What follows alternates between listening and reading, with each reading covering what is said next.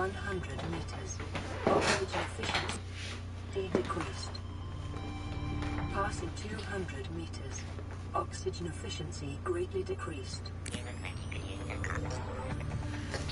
You know what I'd like to see in the next Subnautica game? Is offshore wind turbines. You know? How did Subnautica not have that? Like, offshore turbines. They should make turbines. Because we don't know. Again, you can probably see by the thing in the back of my, my setup, I love wind turbines. Let me tell you, wind turbines perform very well out in the ocean. Subnautica would have been a good planet to put wind turbines on. They really would. Offshore turbines perform way better than onshore. And by the way, guys, I learned something that kind of rattled me to the core. China has released a wind turbine as a prototype, and it's 310 meters wide. Let me repeat that. You did not. I'm not bluffing. I am not joking. I've been across articles on the internet. 310 meters. By the way, that turbine is modeled after a 150, so a 150 meter wide turbine. The fact that a 310 meter wind turbine, one blade is roughly 155 meters, that is freaking nuts. Again, that is like basically a almost 920 some feet turbine across. That blade is roughly 450 foot. That is enormous. And they are now releasing ones that can go up to 26 megawatt, which, by the way, back, I think 3 years ago, the prototypes were coming out with like 15, 16 megawatt. Now we're going up to 22 to 26. The fact that like 4 of those 26 megawatt turbines could replace 102 of the turbines near my house, that is ape shit, dude. I wonder if in my lifetime we'll ever get like 50 megawatts of energy from a turbine. I think, I don't know, I'd probably say the limit for a turbine, I'm estimating, would probably be roughly like probably 50, maybe probably like 30 to 50 megawatts. I don't know. I mean, they're getting big. There's gonna be a point where we just can't make them bigger anymore. I mean, kind of, yes. We're about to start looking. But dude, have you seen like a newer one? They're huge. They're getting bigger. Turbines are getting way bigger, way faster. Like back then, it was like about 12 years ago, it was rare to find a wind turbine that was like over 100 meters wide. Now, the new turbines are like 150 all the way up to 200 plus meters wide. Like 200 meters plus if you're on the offshore. Back then, it was 1.5, maybe like, the most the turbine could probably do back then, like 12 years ago, was like 1, 2, maybe even 6 megawatt. It went like probably 3 megawatts onshore for average models at most. Now we can do 6. And we can do all the way up to like 9, I think, in some models.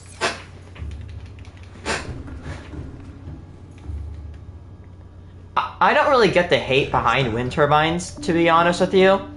I'd rather have a giant wind turbine built next to my house than a coal plant. I don't really care about respiratory issues, thank you very much.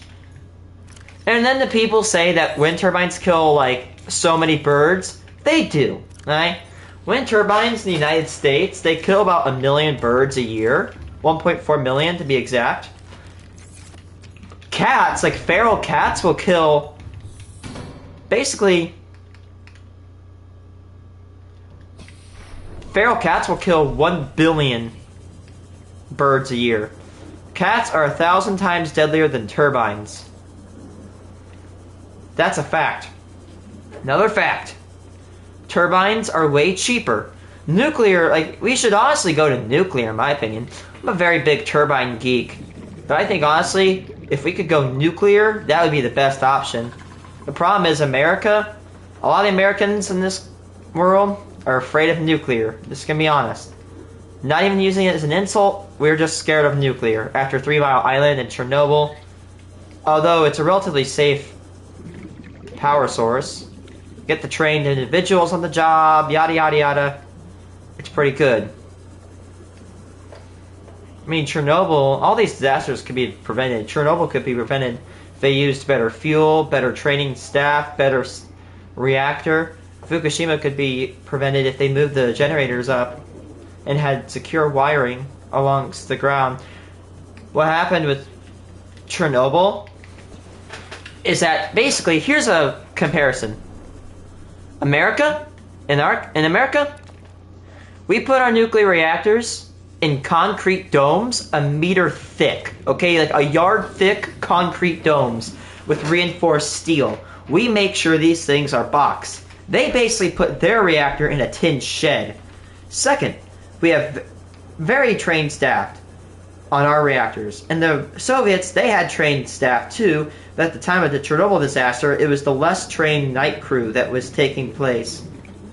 Number 3, we used pure fuel, they didn't. That's like putting petrol, like oil, in your car instead of gasoline. Maybe you could get away with it, but it's not good on your engine. Not a good idea. Don't recommend putting oil in your gas tank. Or it's like putting diesel in a gas car. I don't know about anything about cars. Maybe it could work, but you shouldn't be doing it.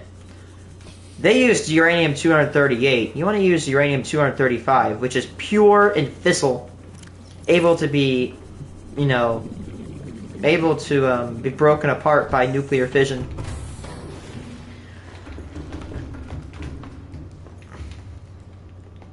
So basically, their reactor was horribly built. It used impure fuel. And their staff at the time of the incident was not trained. Their night staff was not trained adequately. They poisoned their reactor with a xenon, and then they tried to get rid of it. But here's a problem. Another reactor flaw is that there's these things called neutrons. And neutrons, there's these things called absorbers. And there's these things that like reflect them. Now, here's where it comes into play. When a neutron hits a piece of U-235, that uranium-235 will split into multiple pieces into 2 different elements, and then it'll also release another neutron. So, basically, if you cram a bunch of fissile material together, it'll go, it'll start skyrocketing. So you want a fissile reaction, but you don't want it to go out of hand, because what's called positive void coefficient. What happens is that if you put so much fissile material together and you do not moderate it, it'll basically it'll go into a runaway. And when it goes into a runaway, it's very hard to stop. So there are these things that can absorb neutrons, and there's a thing that can, reflect them. The ones that are absorbed, they're called moderators. Well, the thing is, graphite as a material, if not wrong, it reflects neutrons. Now, why do I say that? When they have a control rod, when they shove all control rods into a reactor, it should shut down. No ifs, ands, or buts, the reactor should basically go cold. What the Soviets did is they shoved a bunch of graphite on the end of these rods. So basically, when you were shutting your reactor down, that's like hitting the brake and having your car accelerate rapidly for 3 seconds, and then the brake works. So what happened is that the moment these rods went in, the reactor skyrocketed. It was only supposed to produce 3,000 megawatts, and right before it exploded, the last recorded estimate was 30,000. It produced 10 times that power output right before it exploded. 30,000 megawatt of output is absolutely apeshit. No other power source can go that close. No other stable power source, that is, of a single reactor. I'm not talking about like multiple reactors. I'm talking about one. This is just one reactor. And again, when it went AWOL, it literally had freaking 30 megawatts of energy output for a brief moment of time. With Fukushima, here's what happened. Now, Fukushima was caused from a tsunami. How the plant is built, well, you might be wondering, why do they build all these nuclear power plants close to oceans? Grr, grr, grr, ah. Well, you got to do that. You have to do that, because nuclear reactors get hot. There's someone down here?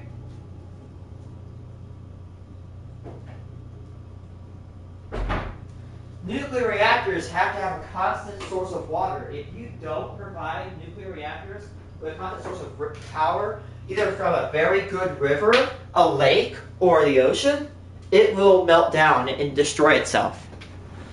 So, if you can't locate a nuclear power plant near an ocean, what they'll do is they'll dig a giant reservoir pond, like you can see in Clinton Lake, Illinois, and LaSalle, Illinois. They'll dig these giant ponds. Like for LaSalle, it has this giant pond, and then that pond is a square, and it has these barriers. So the water will have to go around those barriers, and as it does, it cools down. And it goes back in. But don't worry, the water in the reactor stays in the reactor. The water that cools stays in the cooling system. So the water in the reactor is radioactive. It will not mix with the cooling water if the reactor is built to code, which 99.999% of the time, or let's just say a vast majority of the time, they are. So here's where Fukushima went wrong. Fukushima, well, every nuclear power plant, it has to have water going to the core. It's like a heart. Once that water stops going through and cools it down, it starts its meltdown sequence. So basically what happens is that the fissile material, it starts getting more fissile, sends out more neutrons that produce heat from the nuclear fission. The water starts to boil away without the water there. Then it starts to get hotter, and it just keeps going, positive void coefficient. So as the reactor loses water, it starts violently deteriorating until it explodes. Because again, it starts rapidly producing steam. Because the water from that heat in the reaction, it turns to steam. Steam expands 1,000 times when it goes from water to gas. And steam is a notoriously powerful force. If you do not contain steam, its effects can be violent at minimum. Just look up steam boiler explosion. It is nuts. Well, if a reactor goes offline, it has diesel generators that pump water, or either that or they power a pump that pumps water into the core, keeps it cool. Well, by the way, the Japanese, when they built Fukushima, they built it pretty good except for one thing. They used pure fuel, they put them in a good containment site, very decently built reactor. Way better than Chernobyl was built. But here's their issue. They put their diesel generators under sea level, in the basements. So, the problem is that if these diesel generators were subjected to something like a tsunami, the water would flow down and flood the generators and destroy them. And short-circuit them. They wouldn't be able to work. Spoiler alert, that's what happened. The water from the tsunami flooded the diesel generators, it shut them down, and now the plant was left without the ability to pump water into the core. And then it soon started to build up heat until eventually, as we know, multiple units exploded. Japanese, what they did is that they were able to vent some of the hydrogen buildup from the reaction. The hydrogen, basically, it started just building up and building up and building up, and then it had nowhere else to go, so it exploded, causing a radioactive leak. I don't know much about 3 Mile Island. I'm gonna admit that. I'm not gonna pretend like I do. But I know 3 Mile Island was not as bad. It was a nuclear meltdown nonetheless, but it was rated a 7 still. Like a 7 is the highest nuclear incident level you can gain. And it basically means like it has gone AWOL. like, extreme amounts of damage. By putting the diesel generators in the basement, Fukushima's engineers put the entire plant in the surrounding area in jeopardy. Again, there probably is more issues they could have definitely taken to prevent the accident, but in my opinion, if they would have just simply moved the generators into above ground, how it works, that it was like a valley, it was like a little coast. Fukushima's at a coast, and it had this hill going up. If they put those diesel generators way up that hill and had a separate team on it at all times, they could have easily prevented the situation, or better yet, have an automatic control. They did everything right to a degree, but the only thing they really got wrong is they could have placed their generators way better. To a certain degree of defense, the tsunami was caused by a freak level earthquake. I mean, I'm saying, like, this earthquake was extremely strong, just out of the blue. But it doesn't mean they shouldn't be held responsible for the accident. They should.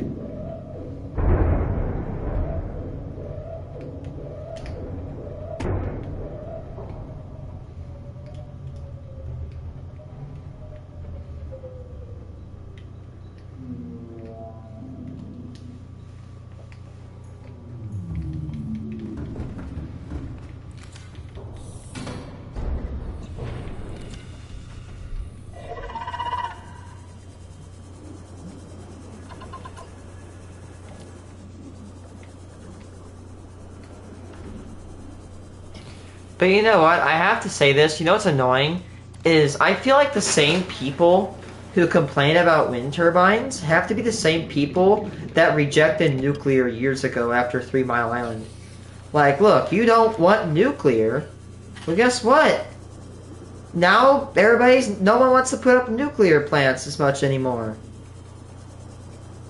The big cons with nuclear is that not only is a risk... Now, by the way, before I say it, the risk of a meltdown is very minimal. I mean, we have thousands of reactors in the world, and only 3 have achieved the level of number 7 out of 7 of the nuclear disaster scale.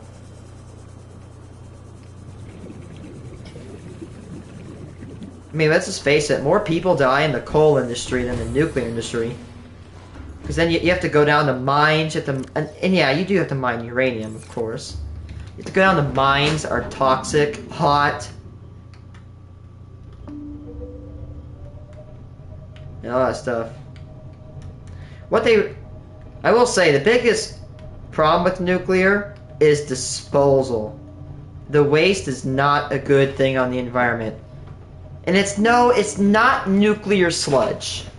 It's not a bunch of green goop. No, it actually looks like a bunch of metal pellets. In fact, if you saw a picture of nuclear waste, you wouldn't even think it's nuclear waste if you saw the movies and developed a perception of how nuclear waste looks like.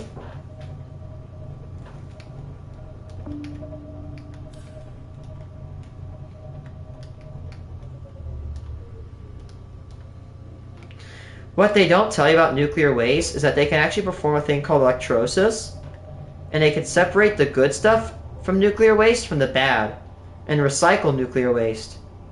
They can stretch its lifespan out pretty drastically.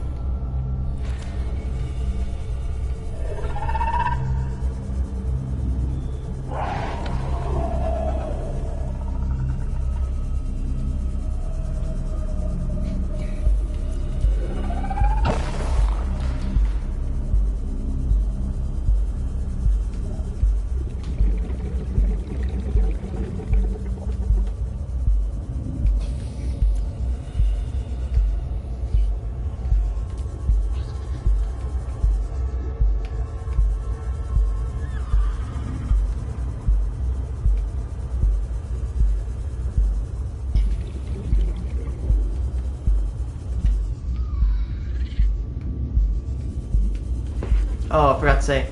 The other big thing about nuclear that's a problem, nuclear is expensive. Really expensive. It's very costly to build nuclear plants, but the big pro is that they're very clean, and, well, besides the waste, they're very, very clean units, and they produce a shitload of power.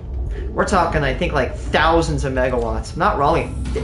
All the way up like 5,000? 1,000? Actually, I'm wrong. I think that's like 1,000 to 2,000 megawatts on average per reactor.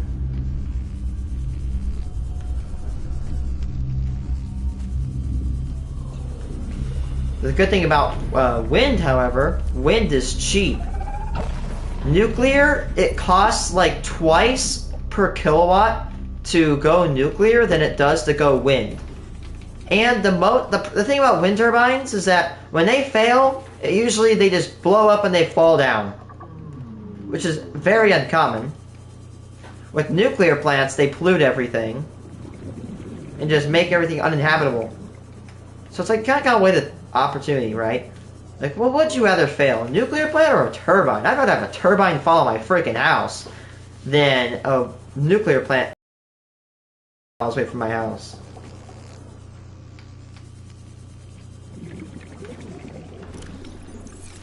I saw somebody that's like, oh my gosh, all this space is going away that we are now dedicated to turbines. Turbines, they only take like an acre of space at the base of them. Basically, the only thing that really affects or is affected by space is turbines. You can't put turbines really close to another turbine, or else they'll clip and collide and break apart.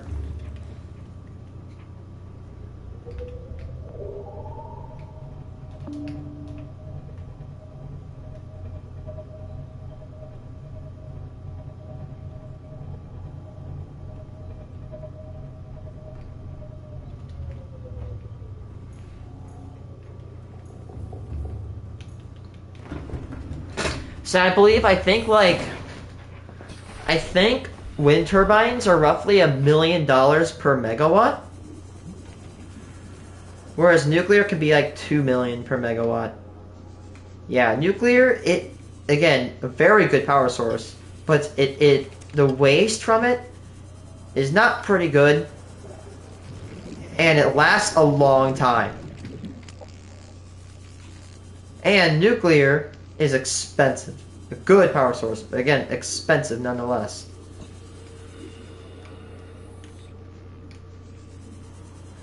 Fun fact of the day, Illinois, the state I live in, has the most nuclear plants. We have 6 nuclear power plants.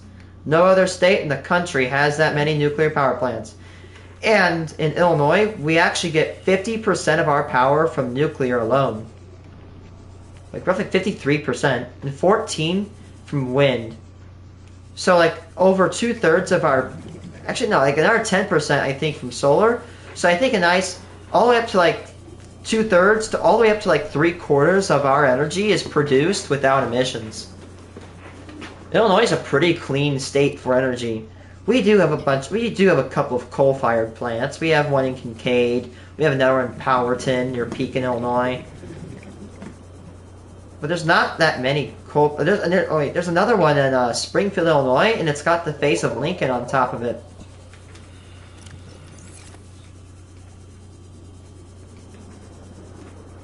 The reason why we use coal is that, is coal destructive? Yes. But here's the thing. Coal is very common. And coal plants are, again, they're very cheap. And they're pretty much safe in the short term.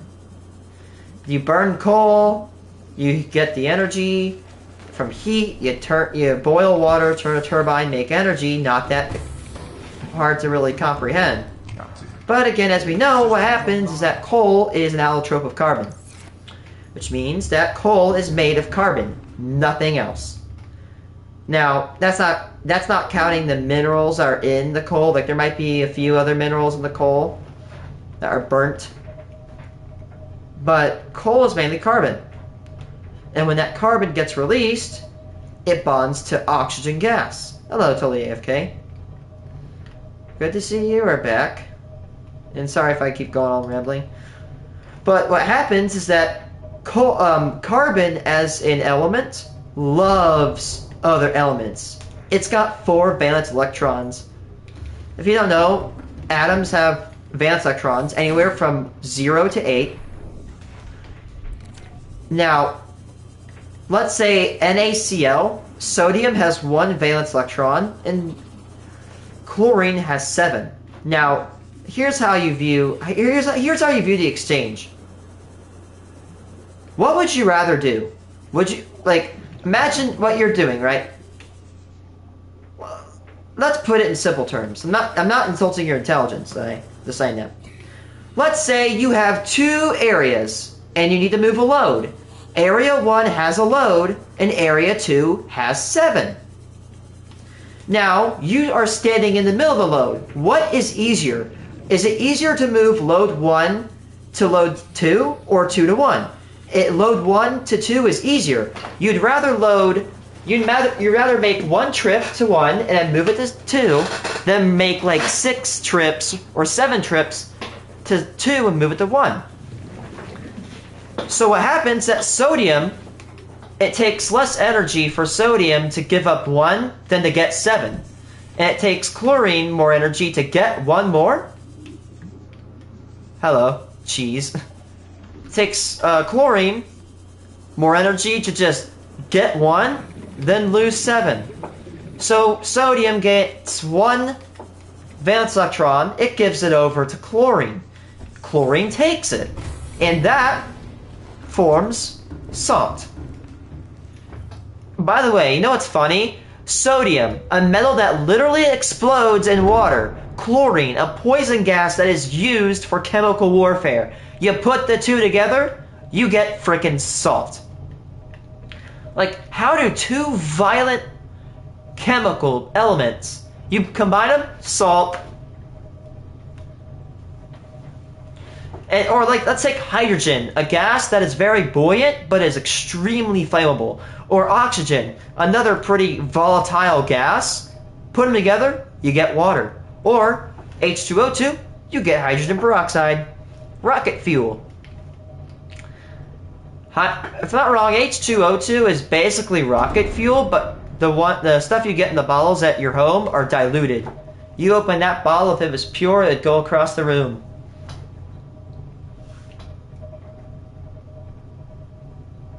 And call it table salt, exactly. Or, you see that little ruby right there? That precious gemstone? That's made of aluminum. You know, the 3rd most common metal in the Earth's crust. Or diamond. Diamond is literally just carbon. That's all diamond is. It's an allotrope. And I've actually... Ooh, we got enough rubies now. I actually did a molecular model of diamond. And if you build a molecular model of diamond, and you play around with it, that's why diamond is strong. The structure of it is super duper good. Diamond is usually formed when high pressure and high heat meet, which is not that often, which is rare. But if you want to know something that's rarer than diamond, look up something called red beryl. Red beryl, for every 200,000 gemstones of diamond, there is one gemstone of red beryl. It is the rarest gem you can find. Red beryl is more valuable than gold and diamond and even palladium. Again, extremely rare. If you ever know how to find and identify red beryl, you better keep it and sell it. How much is red beryl? Per ounce.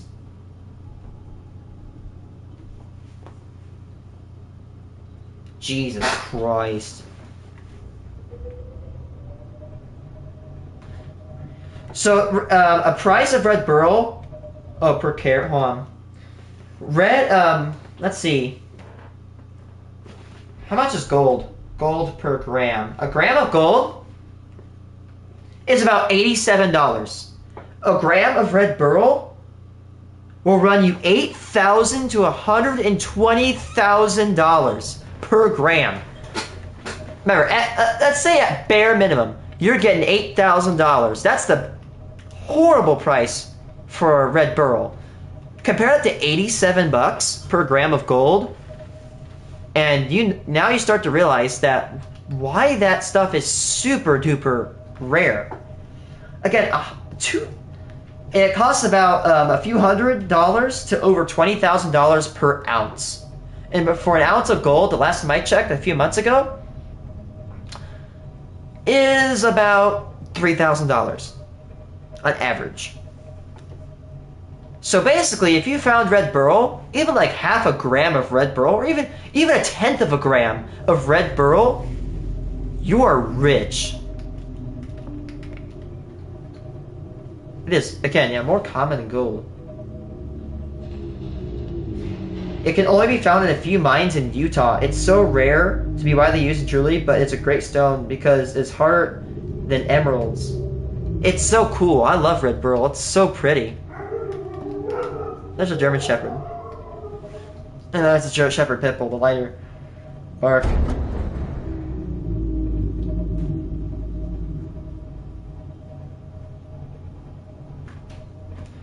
So yeah, red beryl is one of the rarest gemstones on Earth. I'm pretty sure, like, relatively only, I don't think any more than 10 gemstones are rarer than red beryl. So what I'm saying is that there's less than 10 gemstones are rarer. I know what the rarest one was. I don't remember the name though. There was only one crystal found. I think it was found in the ocean.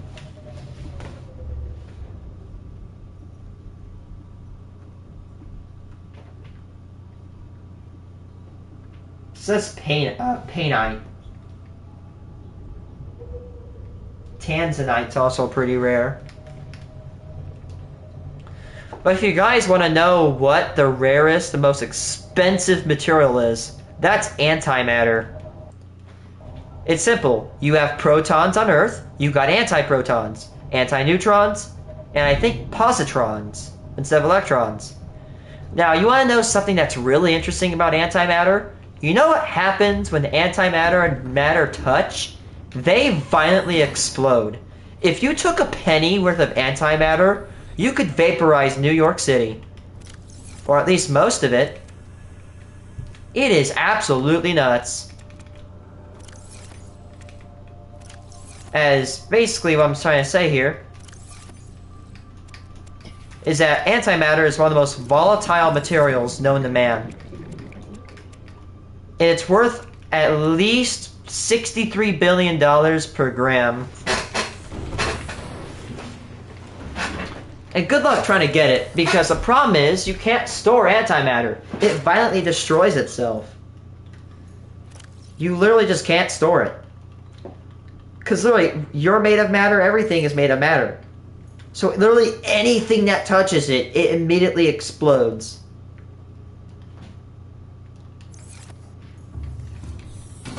So you can't just put it in a box. You can't just like, you know, like just put it in a bag or anything. You have to specially contain it. I don't know how they do that.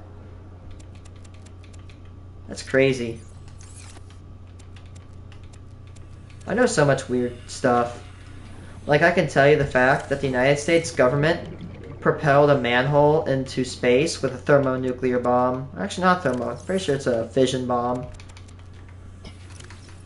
They took a nuke and they dug like a 100-meter deep hole and they sealed it with concrete and put a nuke right below that concrete and they lit the fuse, and the moment... Well, there's this camera and it was recording 1,000 frames per second. When they found that camera, it recorded only 2 frames. Actually, back up. I'm going too fast. They had a manhole that was worth like 2 tons. I think all the way up to like... Yeah, it was only like 2 frames at the most. And that damn thing is gone. Now, there's either 2 things that happened.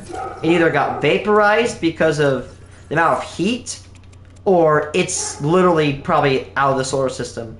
And let me remind you, this thing was going 43 miles per second. Per second.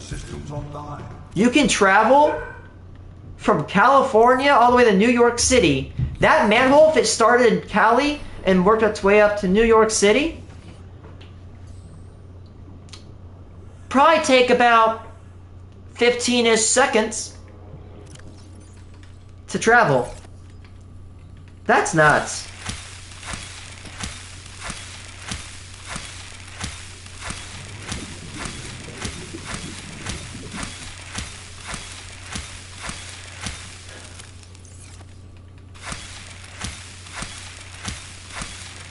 Unfortunately, the United States government has not released that footage yet. I would kill to see a manhole go flying out. Can you imagine being like a spaceship, like a alien, and all of a sudden you get freaking godsmacked out of nowhere by a manhole cover? That would be bonkers, in my opinion. Hey, Johnny, what's that? BAM! I think the fastest thing right now is the Parker satellite that we sent towards the sun. I think it's the Parker satellite. There's a satellite we sent to the sun, and it's currently traveling like 80,000 miles an hour. Correct me if I'm wrong. I remember when I heard about that one satellite that was going around Saturn. It's gone. I remember I heard the news, like it was going to be destroyed very quickly. It was going to go into Saturn and basically be evaporated and obliterated by the violent weather in Saturn. Yeah.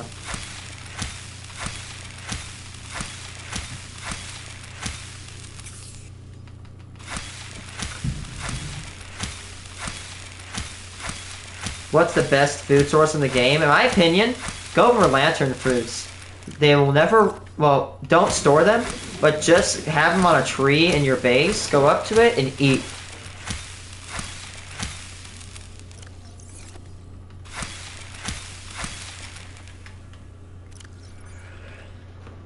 I just like having a lantern fruit tree, just like on my Cyclops. I'll go up and I'll just eat. But actually, you know what? The best food source is cured Reginald. That can heal up to 44 food, but the best food source in the game is food bars. But I wouldn't mess with food bars. I would definitely keep them for emergencies, where food is just not possible to get. Plus, I like to collect food bars.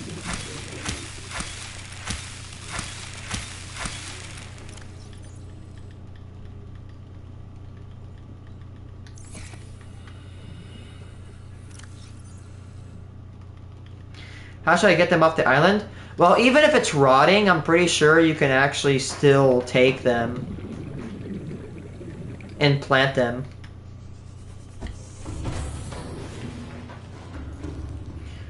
Now, you want to be careful, because if you do not play your cards correctly, you can drive lantern fruits, melons. You can drive any plant to extinction, but most likely the land plants are the things you really want to be careful of.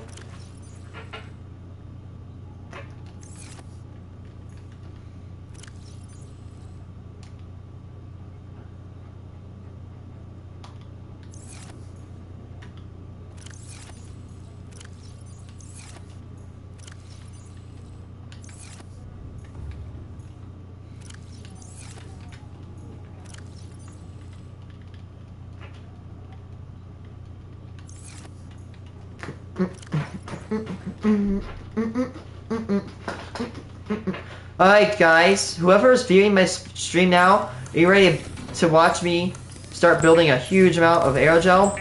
Wait, what? You don't care? Well, I didn't either. I'm joking.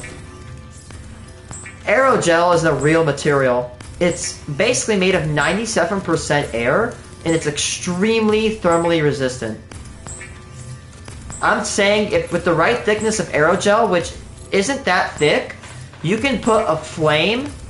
I've seen someone, put like a chocolate bar on top of aerogel and put a flame underneath, and that chocolate bar didn't melt a bit. Aerogel is extremely thermally resistant. It's a very good insulator. High-end material. See, look, it even says it in the game. High insulator.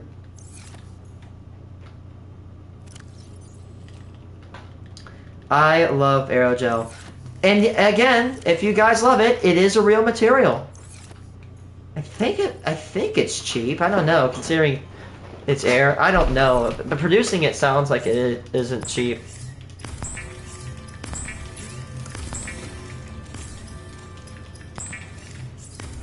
We need 200 pieces of aerogel.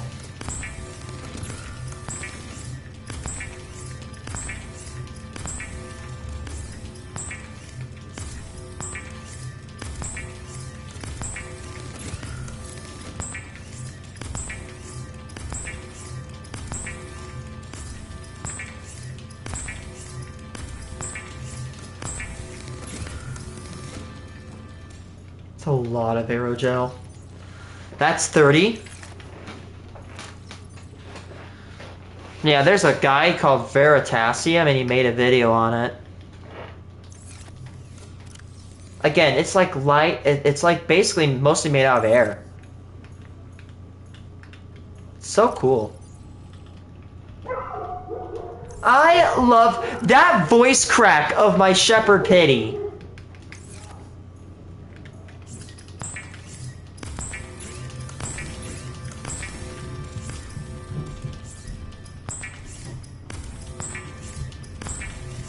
Again, I saw a video. Guy puts chocolate bar on top of aerogel, puts a flame right below it, and it doesn't melt it. Thermal plants. And a lot of them. Screw nuclear reactors, you have to refill them and stuff. I just like thermal plants. I like setting big goals.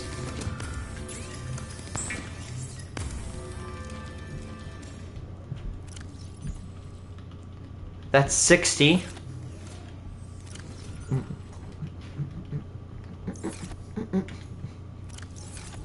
That's all the aerogel we have.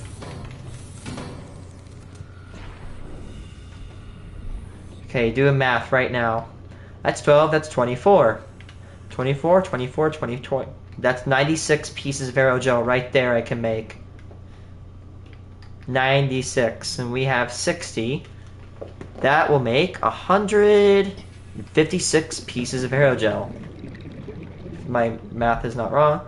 104, 150, 156 pieces of aerogel. Plus 24 plus 24. Plus 48. 48 plus 156. Well, here's how I add that. 8 plus 6, 14, 9. So, yeah. 156 plus 8, which is about 164 plus 40 is about 204. So if we harvest all these, we should be pretty good.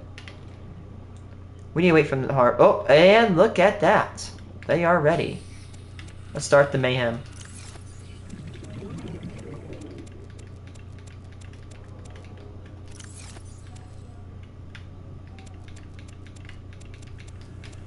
Yeah, my math, my rough math right there should tell me that I should have enough right there. If I harvest all of them, I should have enough. But don't worry.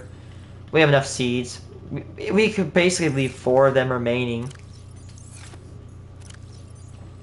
That's a lot of aerogel.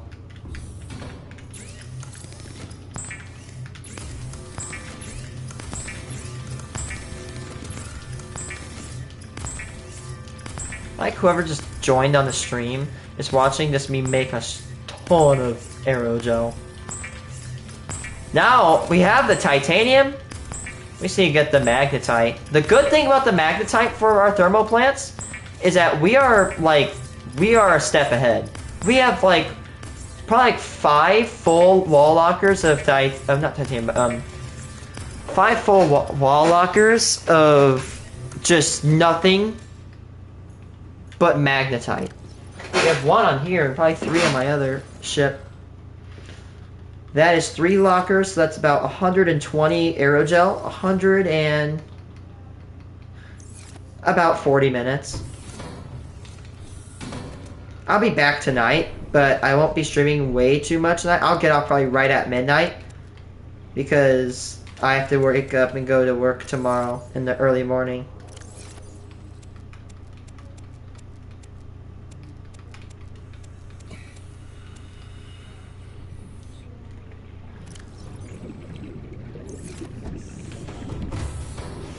Welcome aboard, Captain.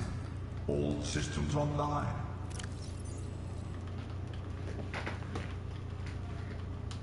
That was perfect.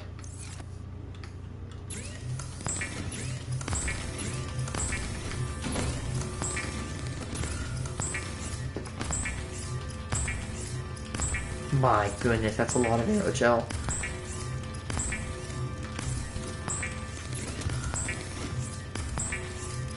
The amount of aerogel we need is equivalent to roughly 8, probably like 9 full plots of gel sacks. The good thing about gel sacks is that they're infinite, so I don't really mind how many I spend. Rubies, though, a little expensive. Pain in the butt to go find. And that's probably another full locker of aerogel. Oh, that was perfect! Exactly 4. That's about 120. So we need about 80 pieces. Roughly 4 of these garden plots, which we have. Man, I really hate picking these up.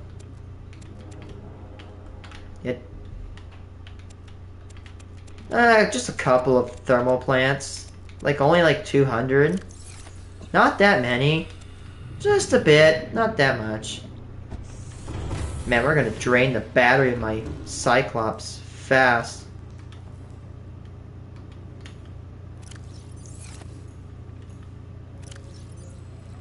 We have about 60, 70 pieces of ruby left? I don't know.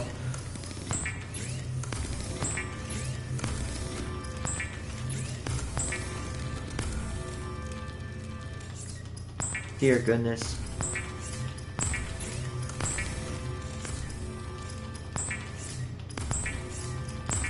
Now, I might be a little bit risky here when I say this, or when I try to do it. But I'm going to try to put my Cyclops down by the lava zone. That way I don't have to go all the way up in the facility, all the way into the front and go. The good thing, guys, is that if you park the Cyclops right next to the entrance, you shouldn't really be attacked by a sea dragon. I've actually parked that right there all the time, and it will barely even touch it.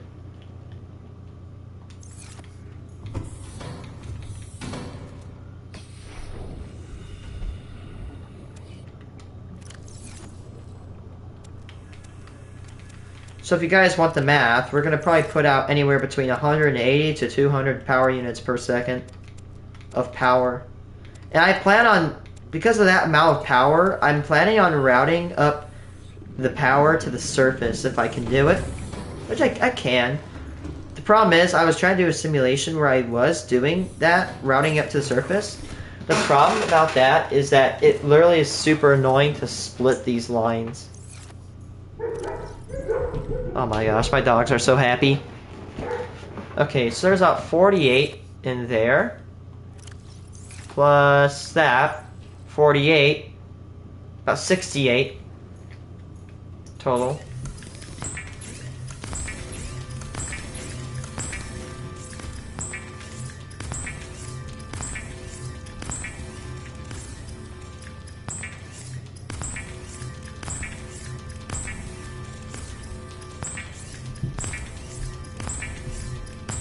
Amount of energy I'm consuming to build all this aerogel is probably gonna kill my sub.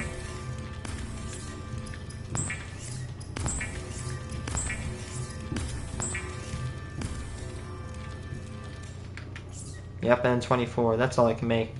And this one right here shouldn't take a while. That's 150 aerogel. 160. 168.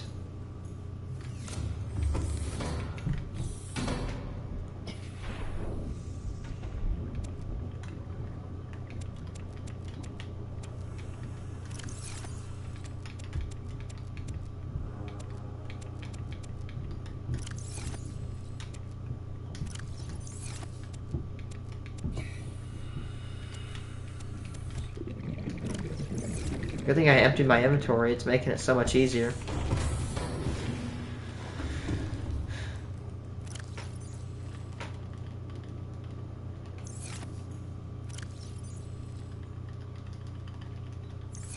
This might be enough.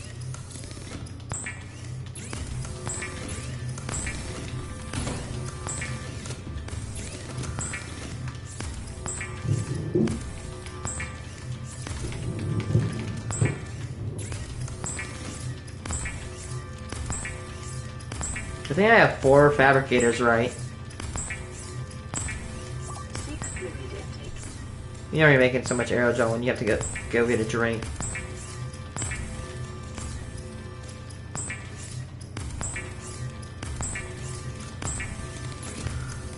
If you don't know, we have a giant mega base, and this is how we're going to power it. Tons of thermal plants. Okay, so that's about 60, 60, 60. That's about 180 right there. Thermal plants. Dude, that's a lot of aerogel. Oh no, you can't really use aerogel for storage. 1, 2, 3, 4, 5, 6, 7, 8. That's it.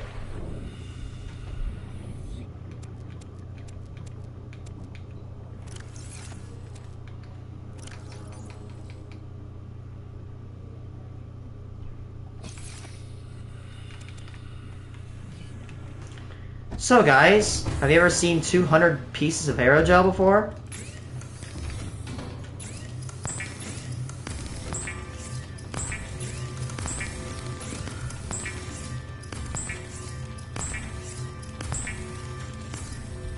Well,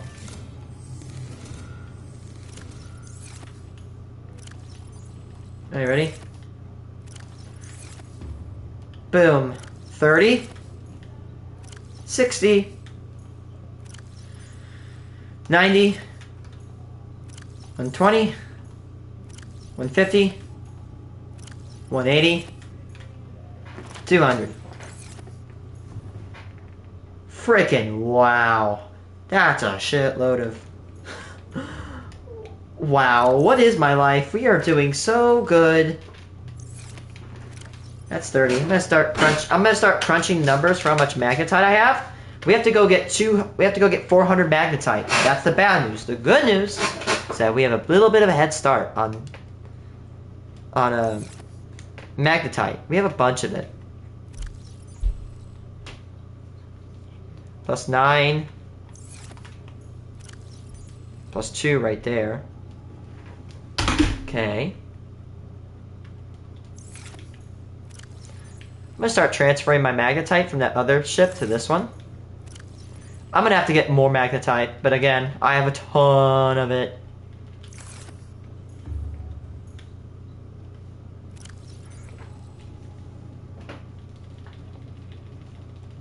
There's 30.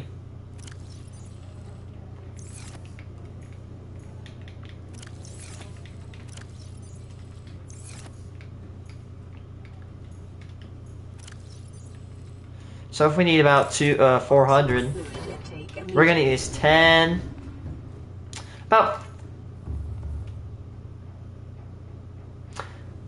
We're gonna be about 13 full lockers and a third of a locker. 13.333 repeating lockers.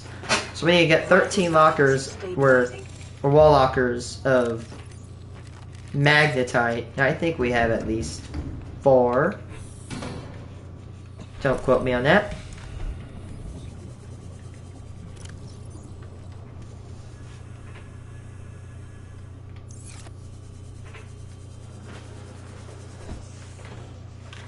Yeah, we've been gathering. Luckily on this ship I actually concentrated it to one area.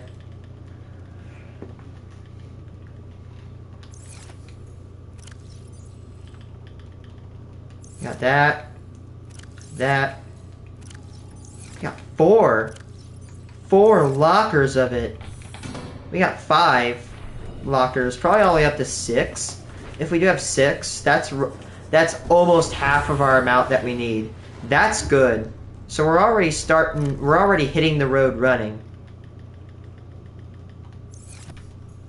Now the good thing is I know there's a ton of magnetite down the jelly shroom, but I may have collected majority of it because I went down there at like the first or second episode of this series, and I grabbed a ton. I mean, I grabbed as much as I could walk out. I think I grabbed at least like 30. There's definitely a lot more down there. And there goes another locker right here.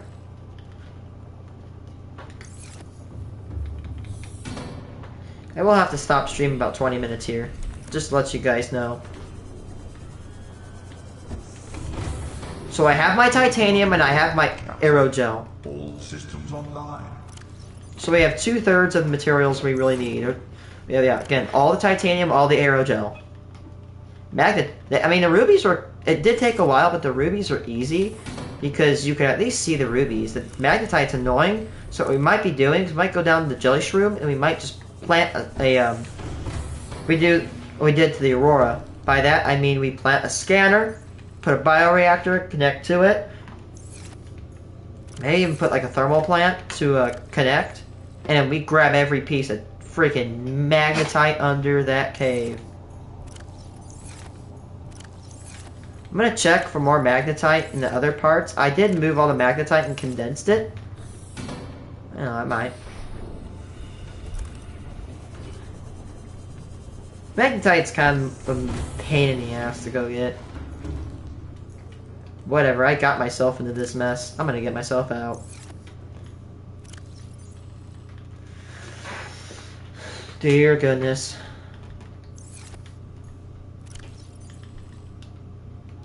We have 6 lockers of magnetite. Like 6.5.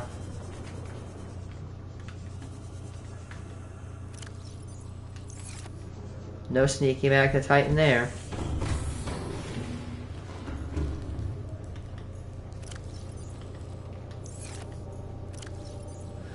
Now, other than that, I don't think there's that much magnetite anywhere else. I'm gonna check just to make sure. Move that silver over here.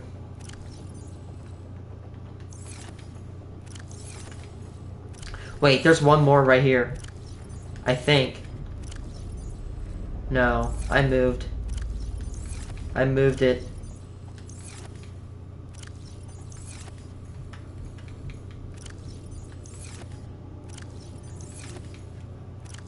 There's so much stuff.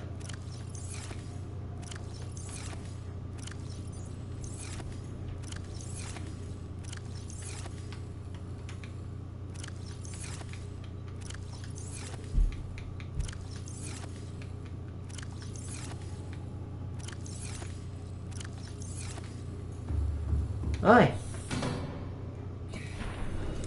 Now at least we have a good confirmed tally of how much magnetite we have.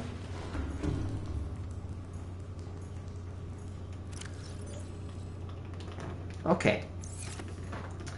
So we need 400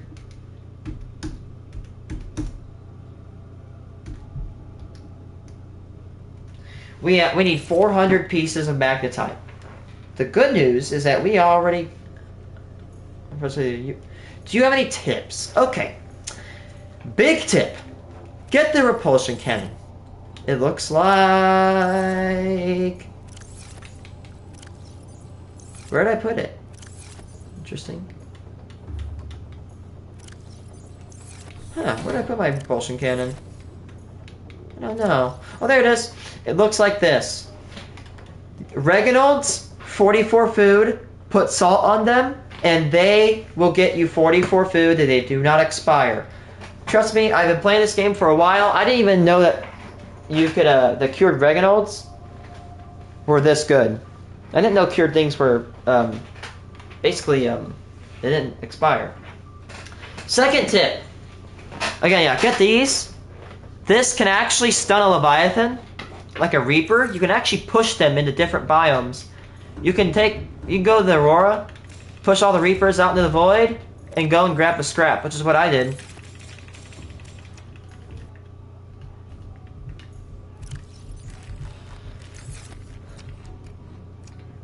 By the way, tips.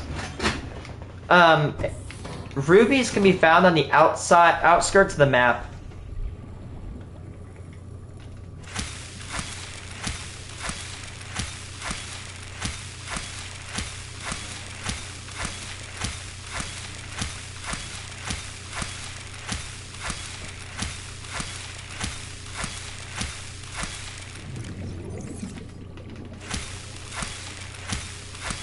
Also use lantern fruits. Lantern fruits are like the best food. They do not store at all. Like they do not actually store that well. Very welcome.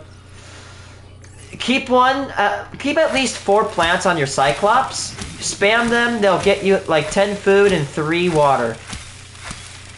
Use bioreactors. You can use bulb zone samples. Another thing is, if you need thirst, if you're thirsty, and you're in the bulb zone, use a knife and hack away some of the bulbs. You can get these samples, and they're like 2 by 2, so 4 slots. And you want to hear what's good about them? They give you 10 water per thing.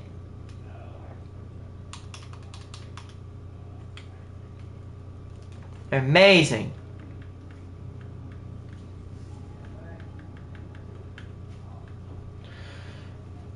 What to do? 2 copper, a gold, some table coral.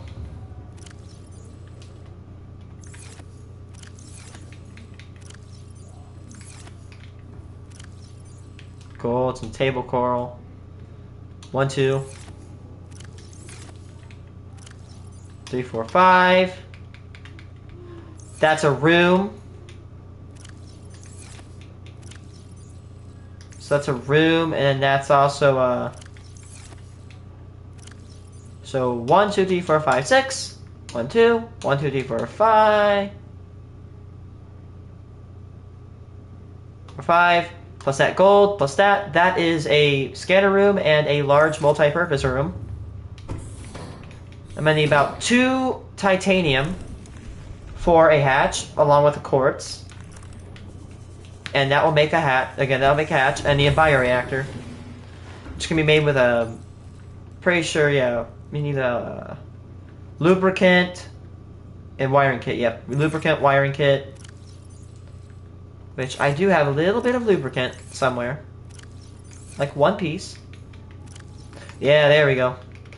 We need a wiring kit, which isn't that hard to get. But yeah, I had some silver. And some titanium, which can be located roughly back here. 1, 2, 1, 2, 3. And I should have some quartz roughly right here. Nope, right there. Okay. So I should have enough for a bioreactor. That's a nuclear reactor. You could go for a nuclear reactor, but that would not be a good source of energy. I mean, it's a good source of energy, but yeah, why would we do that when we are going to destroy it? Hi, this is my hatch, scan room, bioreactor, multi-purpose room kit. We don't have that much time, so what I'm going to probably do is I'm going to go pull up next to... Oh my goodness, we have absolutely no power. We're gonna go pull up next to the jelly shroom caves. And we're probably gonna stop stream. I don't want to, but I do have to go to work, guys. I'm sorry. Tomorrow I'll probably be streaming after lunch. Again, it is my father's birthday. I may be taking some time off to go hang out with him. Or do whatever. And of course on Monday I have college. Tuesday, Thursday also have college. The good thing is I got through with my midterms. So I'm halfway there, Squidward on a chair.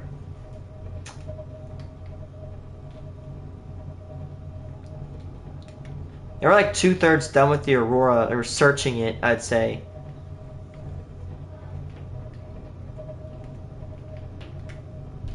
Within 500 meters of most of these green ones, there are no pieces of scrap.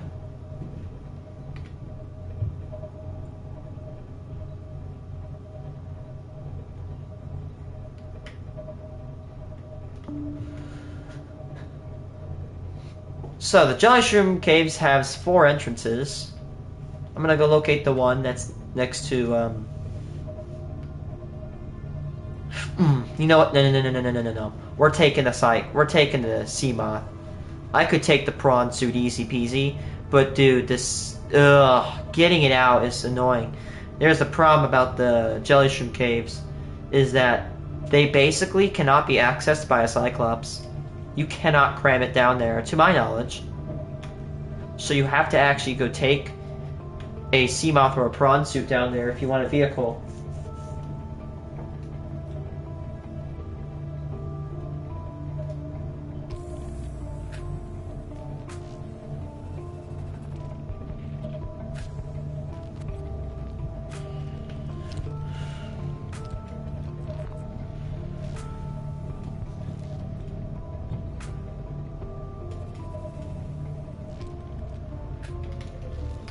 Oh, don't drop that prawn suit right here. I can move it, just be easier if I just did it right here.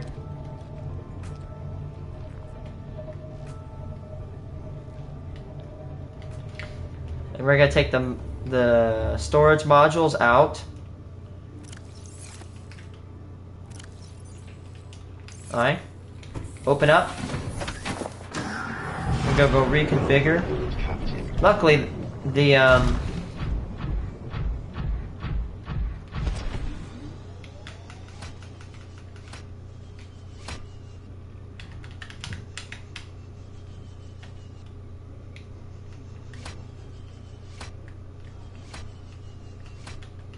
You are not living life to your fullest in Subnautica if you don't have a grappling arm.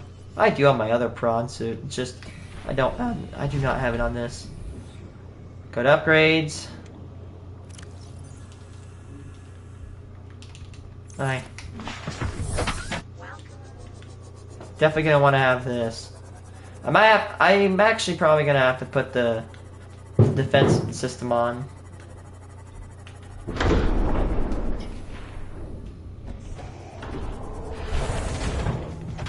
Can't board it until it's done, which now it is. Welcome aboard. We're gonna need power. Systems online. We are a little bit low, but just remember we are on ion cells, and we basically have 2,000 energy. So if it's like, oh my gosh, you're low in energy, literally a fifth of the ion cell. We have about 2 ion cells left, equivalent of power. And 1 ion cell has more energy than, or almost, 1 ion cell has like 2,000 power. No, 1,000 power. It has 1,000 power. So I have like 2,000 power basically. In the full Cyclops with normal cells, it's like 1,200. Alright, bye man. Take care out there, dude. Good to see you come by. That's a steep mountain drop, man.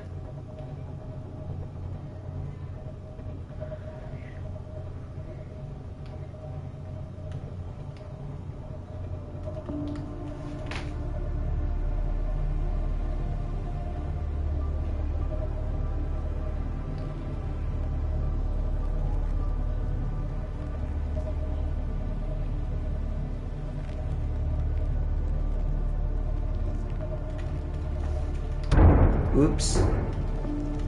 Oops, I hit a hoops. I am not funny.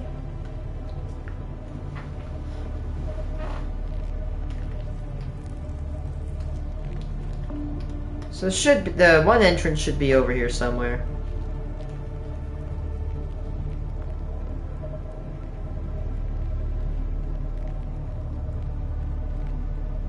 Life pod, there it is. Yep, that life pod was under attack.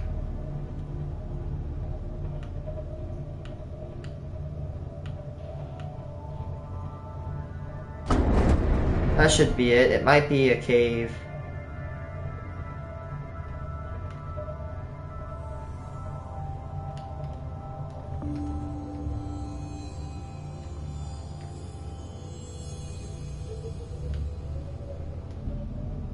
Dude, what the hell is going on with my FPS?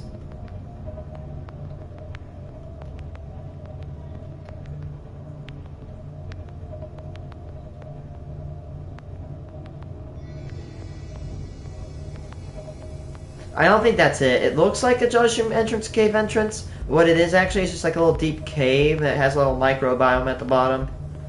I've been there earlier in the series. I'm like, yeah, I thought that was. And then like I look and it's like, oh yeah, that's not an entrance.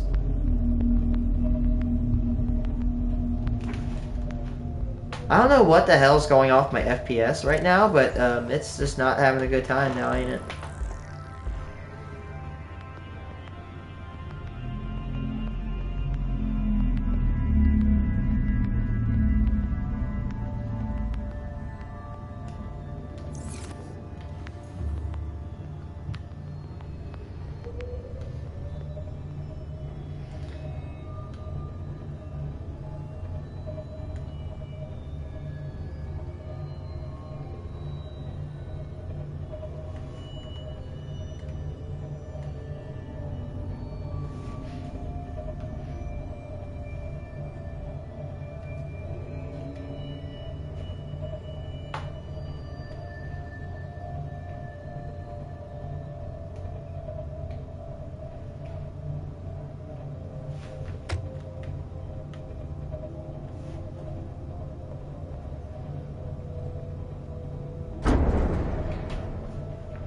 That's where my first base was located in this game, and like ever.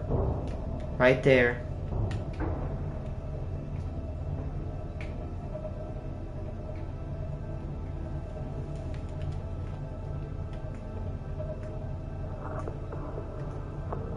Hello. I like how his name is Jesus and he has a... It looks to be like an FN Scar H.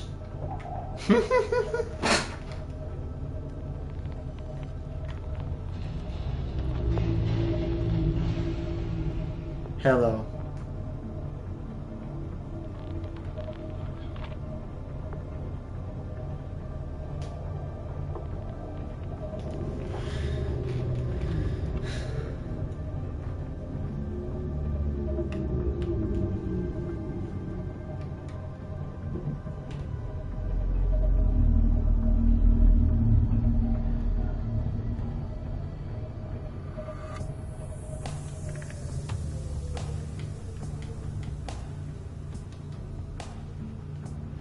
Alright guys, unfortunately that's going to be where we have to leave off.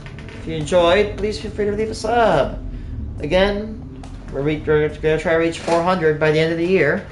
We're at like 352. Yeah.